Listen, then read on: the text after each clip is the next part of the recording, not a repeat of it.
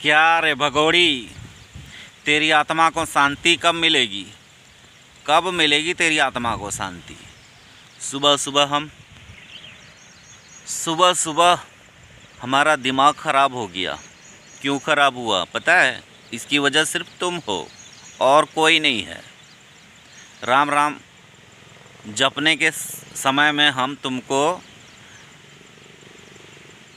ये समझाने के लिए आए हैं कि तुम ऐसी हरकतें क्यों करती हो, एकदम छुछुंदर वाले। हाँ, क्यों करती हो भाई? अब तुम अपने आप को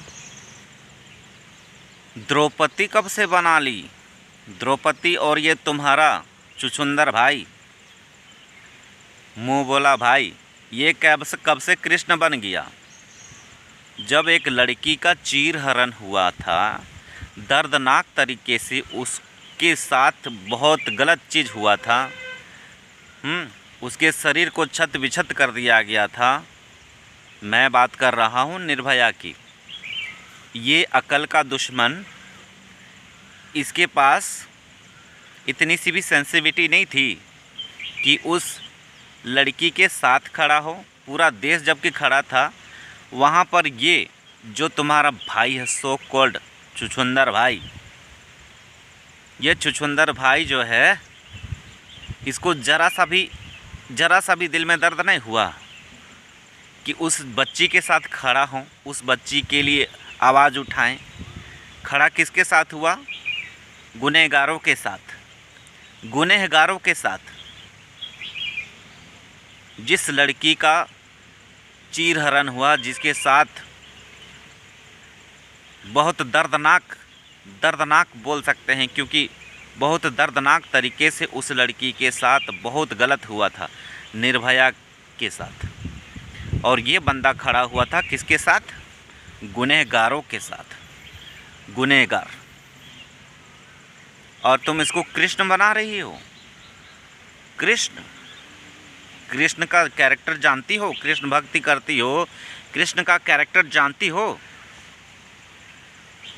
मतलब सच में तुमको, जो लोग तुमको गाली देता है ना, तुम पक्का गाली के ही लायक हो, गाली के लायक हो। गाली तुम खुद हो।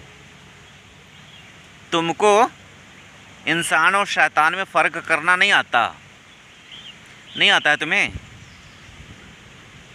एकदम सच में एकदम गई बीती हो। तुमको एक मिनट भी हमारे देश में रहने नहीं देना चाहिए। तुमको जैसे भी हो, तुमको एकदम यहाँ से धक्के मार कर निकाल ही देना चाहिए। और कहती हो कि मेरे साथ ये हो रहा है, वो हो रहा है। तुम्हारा रोज़ चीरहरण हो रहा है। अरे तुम जब पाकिस्तान में थी, तब कौन सा तुम चीरहरण खुद से नहीं करवाती थी? तुम्हारा सबूत तो आ रहा है, हर रोज़ आ रहा है, नया सबूत आ रहा है। तुम अपना चीरहरण खुद करती थी, कोई तुम्हारा चीरहरण करता नहीं था। कोई भी इंसान, कोई भी लड़की अपना जब तक उसका खुद का इजाज़त नहीं हो तो कोई उसको छू भी नहीं सकता। समझ गई? और तुम लटके झटके नाच रही हो और तुम कह रही हो कि तुम्हारा चीरहरण यहाँ हो रहा है, यहाँ आने के बाद हो रहा है। तो तुम कौन सा बची हुई थी पहले बताओ? तुम पहले बची हुई थी क्या? नहीं ना। तुम खुद अपना इज्जत को लुटवा पिटवा के आई हो और यहाँ बोल रही हो कि मेरा हर रोज़ यहाँ पर चीरहरण हो रहा है, मेरा भाई मुझे बचा रहा है, कृष्ण। और तुम अपने आप को द्रौपदी द्रौपदी ने युधिष्ठिर को अंधा का पुत्र अंधा बोला था, इसीलिए उसके साथ इतना दरिंदगी हुआ। और तुम हर रोज़ जो हमारे देश में इतना इलीगल, एक तो घुस गई हो ज़बरदस्ती, उसके बाद ज्ञान पेल रही हो यहाँ पे। क्या ज्ञान दे रही हो? तुमको पता नहीं है? हर धर्म का मजाक उड़ाना, हर धर्म को। और अभी द्रौपदी बन रही हो।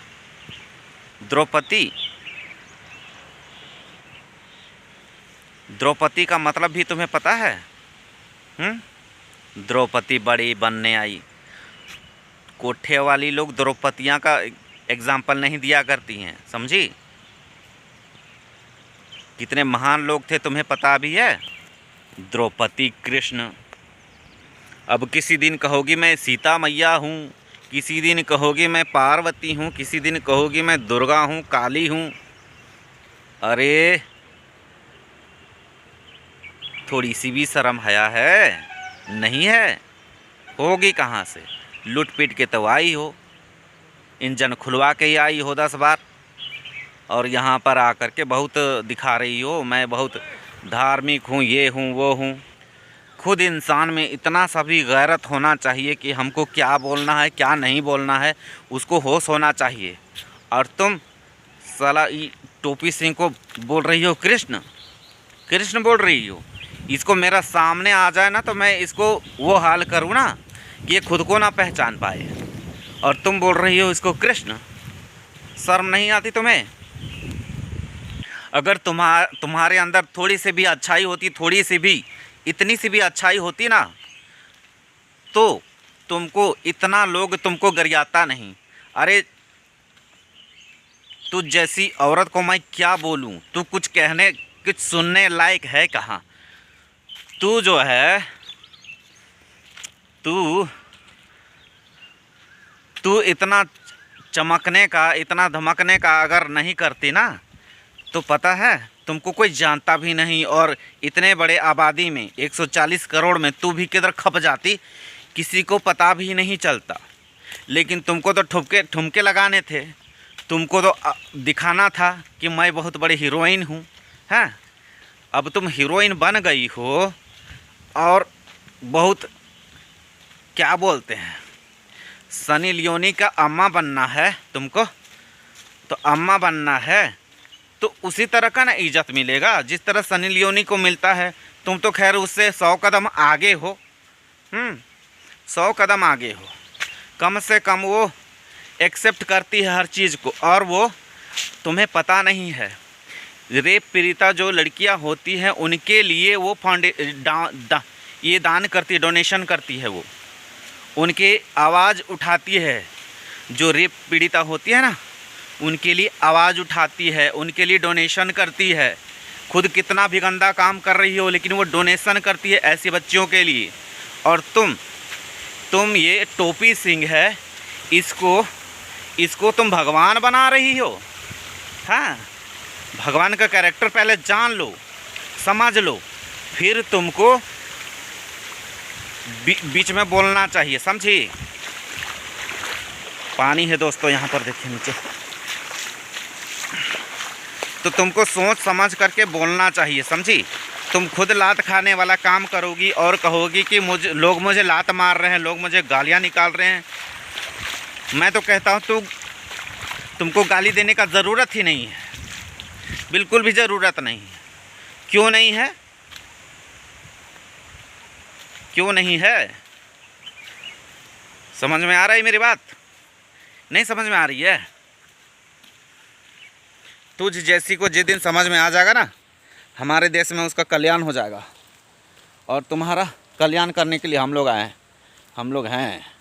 ऐसा कल्याण करेंगे ना, ऐसा कल्याण करेंगे, ऐसा तुम्हारा चित्रौल करेंगे कि तुम 7 जन्म तक भूलोगी नहीं।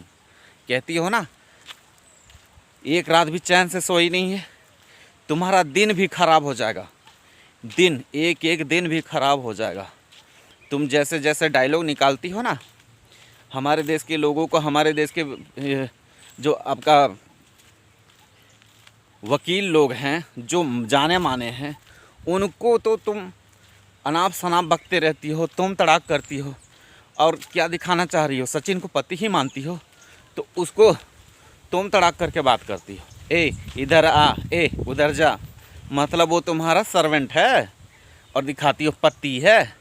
और ये जो पति है, पतीला है, क्या है, इसको तो अकल नाम का चीज़ नहीं है। इसको तो तुमने भी इसको अपने जैसा बना दिया है, एक नंबर का झूठा और मक्कार बना दिया है। तुम जिस तरह की झूठी हो ना, एक तरह की कैरेक्टरलेस गिरी हुई, इसी तरह इसको भी बना दिया है।